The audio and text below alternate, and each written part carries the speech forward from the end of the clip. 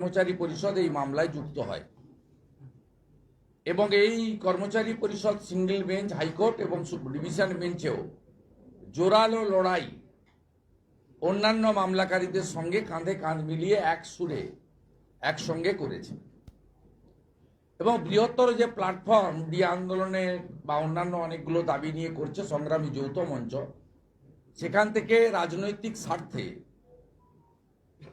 অনেকে বেরিয়ে গেলেও আন্দোলনের প্রথমে থাকার পরেও বা মমতা ব্যানার্জির চাপে ভয়ে কর্মচারী পরিষদ তারা ভারতীয় জনতা পার্টির যে রাজনৈতিক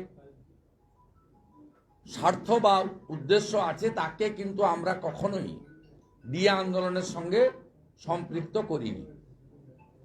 আমরা কর্মচারী পরিষদকে সংগ্রামী যৌথ মঞ্চের অনেকগুলি অংশীদারের মধ্যে একটি অংশীদার হিসেবে বারেই তাদের সীমিত সংখ্যক যে স্ট্রেংথ সেটা নিয়ে উপস্থিত থাকতে বলেছি লড়াই সংগ্রামে। এটা আমাদের পার্টি বা আমাদের সকলের স্ট্যান্ড তাই যে এটা ন্যায্য মমতা বন্দ্যোপাধ্যায় বঞ্চিত করছে। স্বাভাবিকভাবে এই লড়াই কলকাতাতে জয়যুক্ত হওয়ার পরে সুপ্রিম কোর্টে মূল লড়াই চলে গত 3 বছর ধরে, আপনাদের সকলের জানা রয়েছে। ডেটের পর ডেট, কারণ সরকার জানতো তারা এই মামলায় হারবে, তারা জানতো এসএলপি খারিজ হবে, তারা এটা জানতো বলেই তারা কোটি কোটি টাকা খরচ করেছেন। এই টাকা থাকলে অন্তত 10টি বড় হসপিটাল তৈরি করা যেত, 100টি হসপিটালে এমআরআই মেশিন বসিয়ে দেওয়া যেত, 500 হসপিটালে সিটি স্ক্যান বসিয়ে দেওয়া যেত। এই টাকা থাকলে অন্তত নতুন 200টি স্কুল বিল্ডিং তৈরি করা যেত। এমন পরিমাণ টাকা খরচ করেছে এরা, সিট থেকে সুপ্রিম কোর্ট পর্যন্ত। এটা 200 কোটি টাকার বেশি কর্মচারীদের অধিকারকে আটকানোর জন্য। কখনো মমতা ব্যানার্জি বলেছেন যে বেশি ঘেউ ঘেউ করবেন না, আপনারা জানেন। কখনো বলেছে দিয়ে আবার ও তো ঐচ্ছিক, ওটা অধিকার হতে পারে না। কখনো বলেছেন পঞ্চম অর্থ কমিশনের যে 19 সালে রিপোর্ট গ্রহণ এবং 20তে 1 জানুয়ারি থেকে কার্যকর হয়েছে, ভারতীয় জনতা পার্টি 2019-এ 18টা সিট জেতার জন্য। ভারতীয় জনতা পার্টিকে যদি পশ্চিমবঙ্গে সেদিন মানুষ 18টা সিট না জেতাতো তাহলে কখনোই আমাকে দায়িত্ব দেওয়া হয়েছিল ক্যাবিনেটে 19 সালে। বলেছিল কর্মচারীরা ভোট দিল না কেন? আমি মুখ্যমন্ত্রীকে বলেছিলাম যে আপনি ডিএ দেননি বলে আর 5th পে কমিশন করেননি বলে, 6th পে কমিশন করেননি বলে আপনার কর্মচারীরা আপনার সঙ্গে নেই। তখন তিনি অভিরূপ সরকারের নেতৃত্বে যে কমিটি হয়েছিল বলেন, অমিত দা আমাকে বারে বলছে কমিটি তো রিপোর্ট জমা করেনি। তাহলে কমিটি আমাকে বলেছে অভিরূপ সরকার মহোদয় রিপোর্ট রেডি আছে, অর্থ থেকে বলা হয়েছে জমা দিতে না, কারণ অর্থে টাকা নেই। তারপরে অভিরূপ সরকারকে ডাকা হয়, তিনি বলেন আমার রিপোর্ট রেডি আছে। ডক্টর অমিত মিত্র বলেছেন রিপোর্ট জমা করতে না, কারণ আমাদের টাকা নেই। যাই হোক, ভারতীয় জনতা পার্টিরও সেদিন ক্রেডিট, পশ্চিমবাংলার জনগণের ক্রেডিট। তারা যদি সেদিন ভারতীয় জনতা পার্টিকে 18টা সিট না জেতাতেন তাহলে পে কমিশন কার্যকর হতো না এবং 1 জানুয়ারি 2020 থেকে এই পে কমিশন কার্যকর। এখন তো 7th পে কমিশন কার্যকর হয়ে গেছে, কেন্দ্রীয় সরকার তো 8th পে কমিশনের কমিটি বানিয়ে দিয়েছে। আমরা অনেক পিছিয়ে আছি। আমাদের প্রথম দিন থেকে দাবি ছিল যে ডিয়ারনেস অ্যালাউন্স কর্মচারী এবং পেনশনার্সদের অধিকার। আর মুখ্যমন্ত্রী বারে সভা সমিতি, বিধানসভার ফ্লোর, সাংবাদিক সম্মেলন, প্রশাসনিক মিটিংয়ে বলেছেন এটা অধিকার নয়, এটা ঐচ্ছিক, আমার যেদিন টাকা হবে আমি দেব। কর্মচারী পরিষদ সর্বোপরি বৃহত্তর মঞ্চ সংগ্রামী যৌথ মঞ্চ লাগাতার আন্দোলন করেছেন। আমরা সেই আন্দোলনে রাজনৈতিক সীমাবদ্ধতাকে ফেলে রেখে আমরা বামেদের মতো নই, সেটিং অপোজিশন নই। আমরা বারে যেখানে গেছি, কখনো আমি বক্তব্য রাখছি, সুজন চক্রবর্তীরা, যদিও তারা এখন সংগ্রামী যৌথ মঞ্চে নেই বলে আমি শুনেছি, নিচে দাঁড়িয়ে আমি নামার পরে উঠেছেন।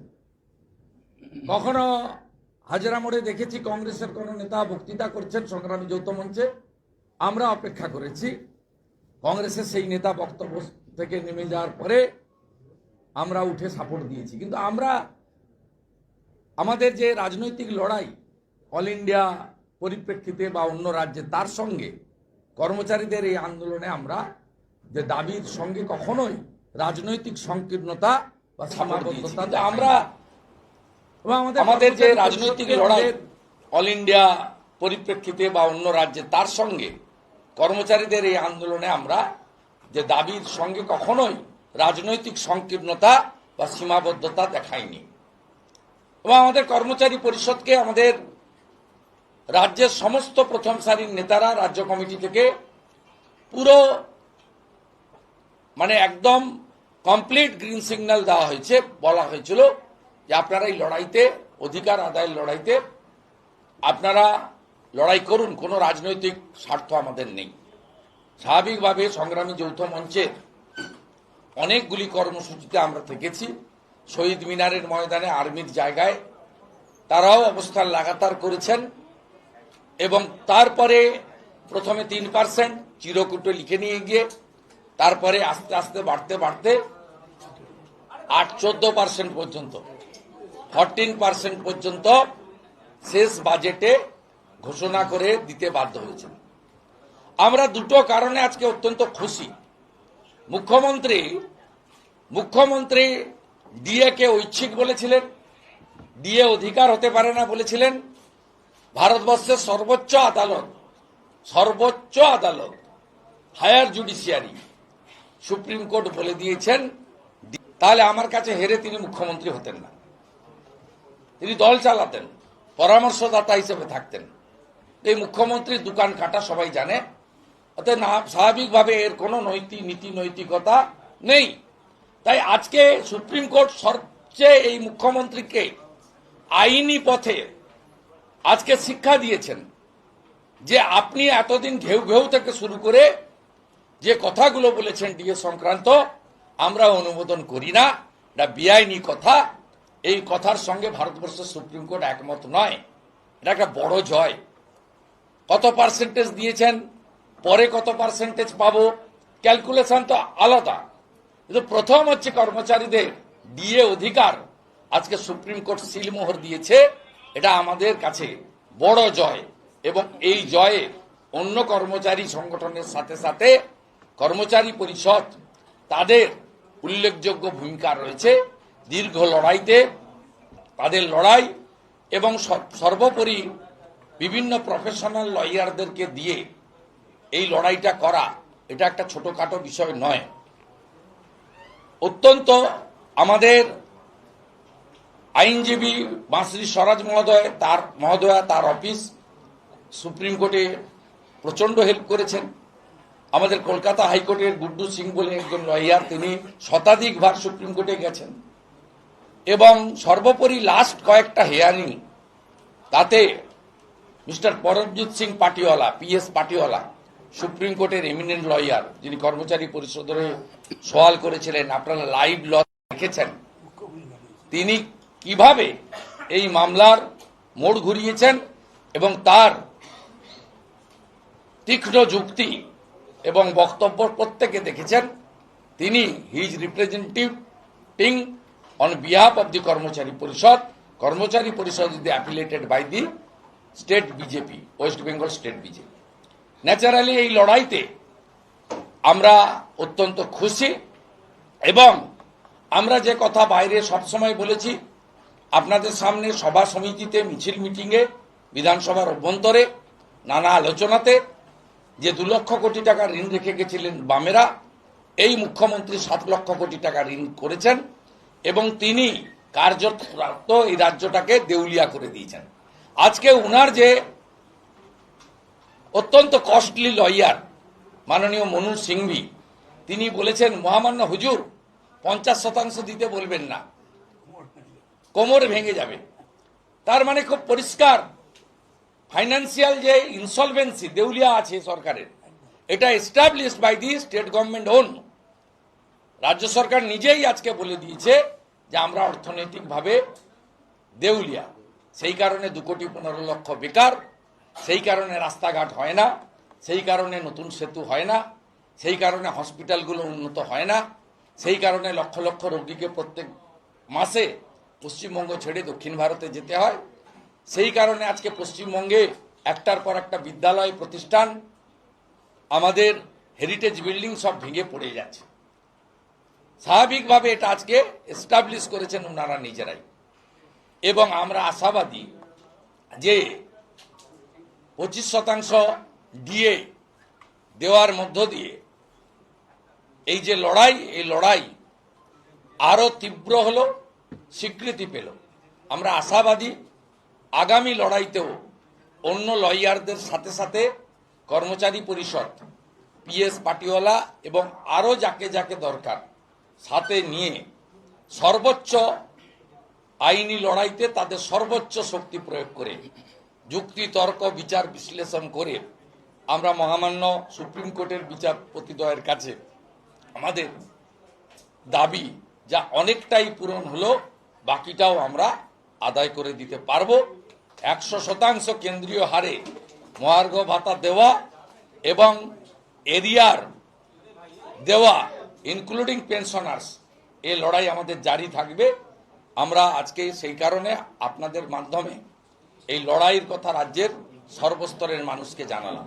সাথে সাথে আমরা কর্মচারী পরিষদ এবং কর্মচারী পরিষদ সংগ্রামী যৌথ মঞ্চের শরিক, সেখানে দেবাশিস বাবুরা, সঞ্জীব বাবুরা প্রস্তাব দেবেন যে অবিলম্বে 7th পে কমিশন কার্যকর করা এবং 15 সাল থেকে এরিয়ার দেওয়ার বিষয়ে আমরা দাবি রাখব।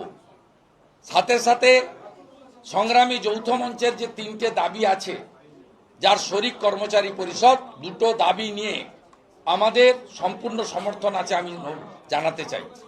একটা হলো কন্ট্রাকচুয়াল, ক্যাজুয়াল, পার্ট টাইমার ইত্যাদিদের তাদেরকে স্থায়ীকরণ সহ উপযুক্ত বেতন দিতে হবে। 4,000, 6,000, 7,000, 9,000 টাকায় সংসার চলে না, তাদেরকে উপযুক্ত পারিশ্রমিক দিতে হবে। অন্য রাজ্যে যদি আশাকর্মী 10,000 পায়, অন্য রাজ্যে যদি আইসিডিএস কর্মী 15,000 পায়, অন্য রাজ্যে যদি পার্ট টাইমাররা 40,000 টাকা পায়, অন্য রাজ্যে যদি কন্ট্রাকচুয়ালদেরকে রেগুলারাইজ করা হয় উড়িষ্যাতে, আসামে, তাহলে এই রাজ্যে কেন হবে না? এ দাবি আমাদের সমর্থন থাকলো।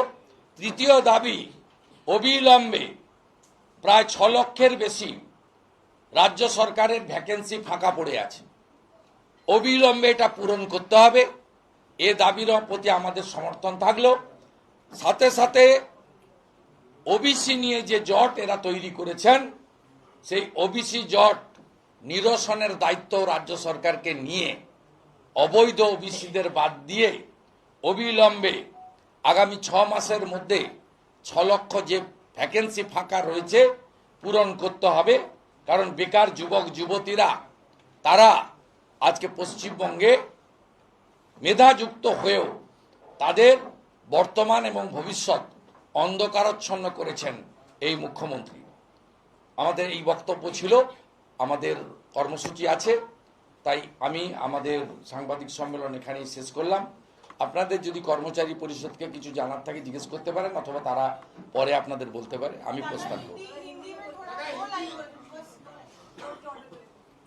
देखिए, आज सुप्रीम कोर्ट में एक इंटरिम ऑर्डर आया है, फुल ऑर्डर नहीं हुआ है, हियरिंग जजमेंट, फाइनल जजमेंट नहीं आया है, लेकिन पिछले 2016 से लड़ाई चल रहा है हमारा। यहाँ सेट से शुरू होते हुए सिंगल बेंच, डिवीजन बेंच से सुप्रीम कोर्ट तक, ये पूरा लड़ाई में बहुत सारा एम्प्लॉयज ऑर्गेनाइजेशन पार्टिसिपेट किया। उसका साथ भी बहुत बड़ा रोल है बीजेपी का जो एम्प्लॉयज ऑर्गेनाइजेशन है कर्मचारी परिषद। कर्मचारी परिषद फाइनली इस लड़ाई का साथ हिस्सा है। आज जो इंटरिम ऑर्डर आया है इसको हम लोग वेलकम करता हूं। आज जिस तरीके से स्टेट की ओर से स्टेट की लॉयर आज पश्चिम बंगाल सरकार की आर्थिक स्थिति को लेकर सुप्रीम कोर्ट में बताई, वो सबका सामने आ गया है। बंगाल का सरकार बंगाल को देवलिया बना दिया, इंसॉल्वेंट सरकार बन गया। इसलिए आज सुप्रीम कोर्ट ने 25% जो हमारी पेंडिंग डीए है, डीआरएस तुरंत रिलीज करने के लिए बताया। बाकी जो 75 हमारी डिवीजन बेंच का जजमेंट है उसको लिए फिर जुलाई अगस्त में फाइनल हियरिंग के लिए रखा है। हमारी ओर से कर्मचारी परिषद और दूसरा सब कर्मचारी ऑर्गेनाइजेशन को जिन्होंने इतना बड़ा लंबा लड़ाई लड़ा, सबको आभार प्रकट करता हूं। और बंगाल की सीएम बार बार उनकी सरकार की ओर से डीए के खिलाफ उन्होंने स्टेटमेंट किया on the floor of the assembly, outside the assembly, in administrative meeting also. बार बार बताया DA not mandatory, DA not right of the employees. लेकिन आज सुप्रीम कोर्ट डीए को राइट्स बता दिया। ये बड़ा जीत है बंगाल का। टीचर, नॉन टीचिंग, प्रोफेसर, हर एम्प्लॉइज, जितना भी एम्प्लॉइज ग्रुप है, स्टेट गवर्नमेंट का एम्प्लॉय से लेकर म्यूनिसिपैलिटी, पंचायत का एम्प्लॉय और स्टेट गवर्नमेंट का जो रिटायर्ड पेंशनर्स है, हम लोग एरियर 2015 से एरियर के साथ बाकी जो डिमांड है उसको लेकर भी होगा। हमारा लड़ाई जारी रहेगा और हमारी ओर से फाइनली सुप्रीम कोर्ट में सीनियर एडवोकेट परमजीत सिंह पाटिवाला और बांसुरी सराज जी जिस तरीके से कोऑपरेशन किया, मदद किया, उसके लिए भी हम सब उनकी फिर एक बार धन्यवाद ज्ञापन करता हूं।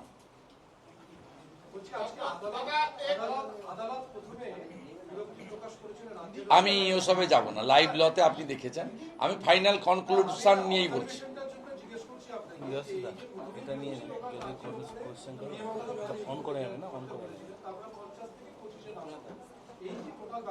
নাম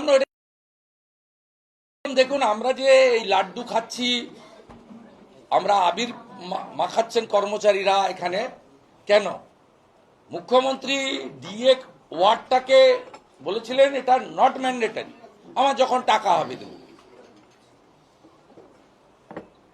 3%, 2%, এই যে দয়ার দান, এটা তো যোগী আদিত্যনাথজি করেন না, হেমন্ত বিশ্ব শর্মা করে না।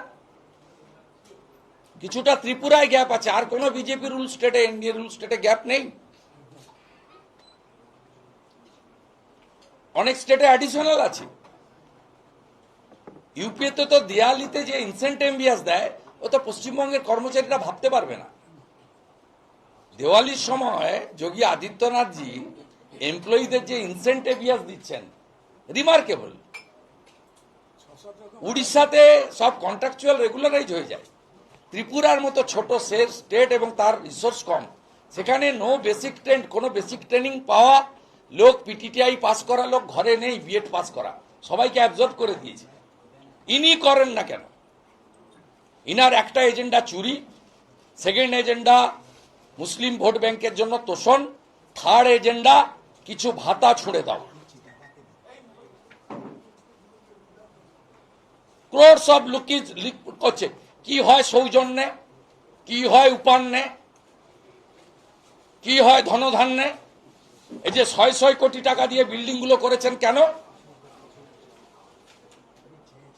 বিশ্ব Bangla convention centre new town দিয়ে দিয়েছেন